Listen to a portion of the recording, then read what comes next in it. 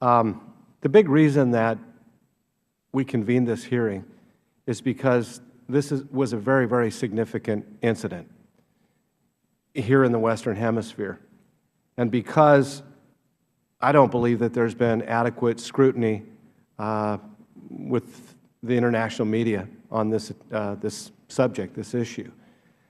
And I've also had conversations with people that are close to the process of what's happening with the Sanctions Committee at the United Nations. And quite frankly, I'm very skeptical that given the fact that the Cuban representatives have been putting on what I'd call a charm offensive and acting, I don't know, kind of reminds me of Leave It to Beaver, you know, Eddie Haskell. Good morning, Mrs. Cleaver. You know, turning on all the charm and all the, you know, looking like you're actually cooperating when the effort is actually a public relations effort to try to deep six everything.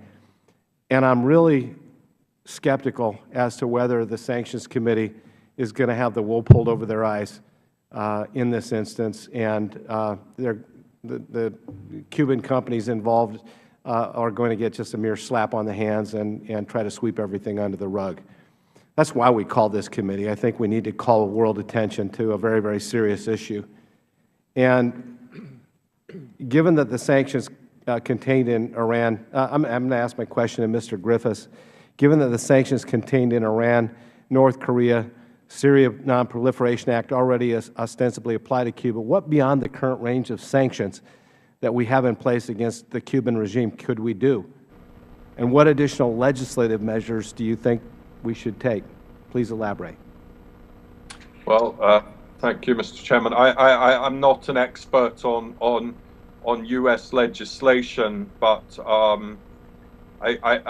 if your end goal is to find out more and you fear the wool may be pulled over people's eyes, for me, the first one very concrete thing would be to get full congressional support for making sure that the Cuban authorities really extend an invitation to the UN panel of experts to Cuba and provide the full disclosure I mentioned earlier.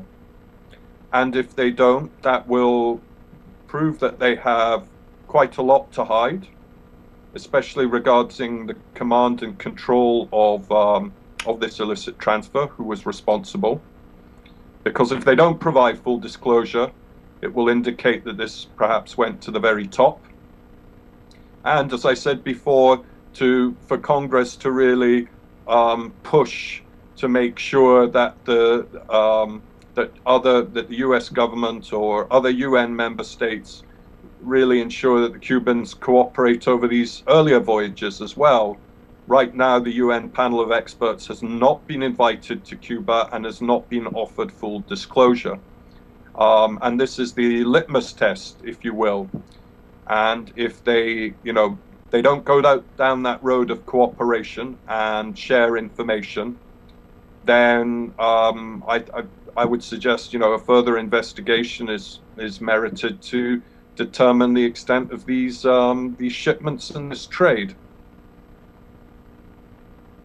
Thank you. I also, I believe it was you, Ms. Werlau, that mentioned that the two principal negotiators of this deal, one from Cuba and one from Korea, are both, well, one's dead and one's missing. And so it's going to be very, very difficult to get at the truth. Given the fact that these two principals are gone, how confident are you that, that the Sanctions Committee is going to be able to get to the bottom of this? I'm very confident that Cuba is going to manage it, and they can. They own the economy, they own the country, the regime. They're going to clean up their act. And I've worked at the UN. I've had the opportunity to work in Geneva and New York to do advocacy activities. The power of the Cuban delegations there, the size, the influence is impressive. And they have their allies. So I don't think we're going to get to the bottom of this, not through that channel.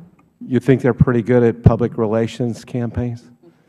Cuba has a vast propaganda apparatus that is supported not just by a huge public relations empire, media, radio stations, publications, news agencies, cultural centers. They have a very effective, well-trained, and large intelligence service. Most of their diplomats are trained intelligence officers. Yeah, it's very effective, and they convince a lot of people who are not well informed, who are well-meaning, who think that they're changing, that don't understand the criminal nature of this regime. Thank you. I yield back. Yeah, I recognize the ranking member.